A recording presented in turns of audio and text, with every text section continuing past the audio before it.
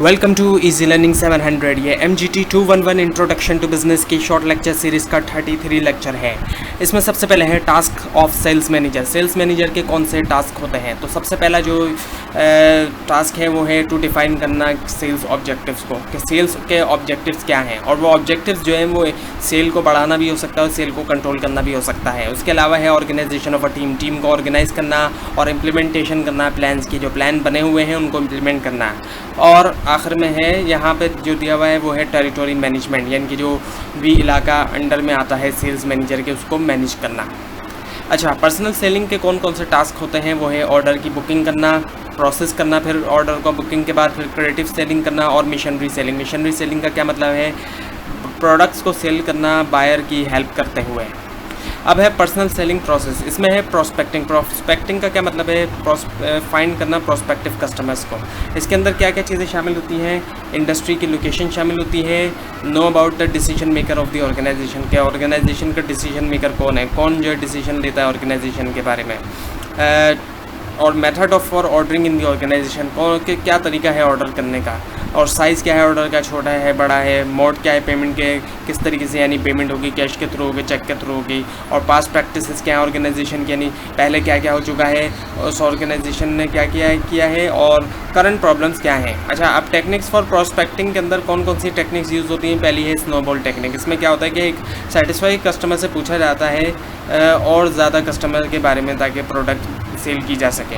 यानी जो already satisfy customer है उससे पूछा जाता है और ज़्यादा कस्टमर्स के बारे में।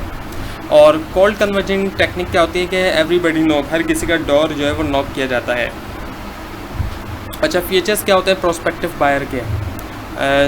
उसमें एज देखी जाती है कि एज क्या है, इंटरेस्ट क्या है उस पर्सन का, उसकी प्रेफरेंसेस क्या हैं, किन किन चीज़ों को प्रेफर करता है वो। और अप्रोचिंग करने के लिए कस्टमर को क्या है, दो ऑप्शंस होते हैं कि अपॉइंटमेंट ली जाए कस्टमर से या बगैर अपॉइंटमेंट के हो।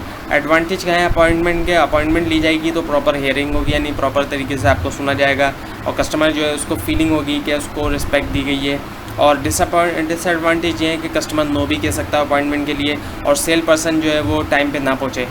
अच्छा, अपॉइंटमेंट ना लेके मिलने का क्या फ़ायदा है? वो ये है कि टाइम सेलमैन के कंट्रोल में होता है, सेल पर्सन के, वो लेट होने के चांस इसमें नहीं होते। और सेल पर्सन जो है उसको डर नहीं होता नो का, क्योंकि यहाँ नो वाला मामला ही नहीं है, अपॉइंटमेंट ली नहीं है।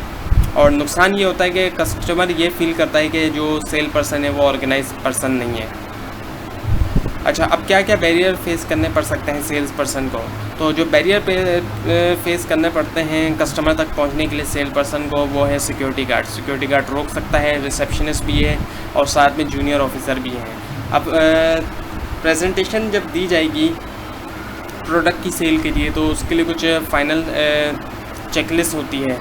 तो उसमें सेल पर्सन ये देखता है कि क्या उसके इक्विपमेंट रेडी हैं, इक्विपमेंट कौन कौन से, कैलकुलेटर है, मेजरिंग टेप है, प्राइस लिस्ट है, फोटोग्राफ है एंड द ब्रोशर्स है। तो ये तमाम चीज़ें जो है वो रेडी होनी चाहिए प्रेजेंटेशन से पहले।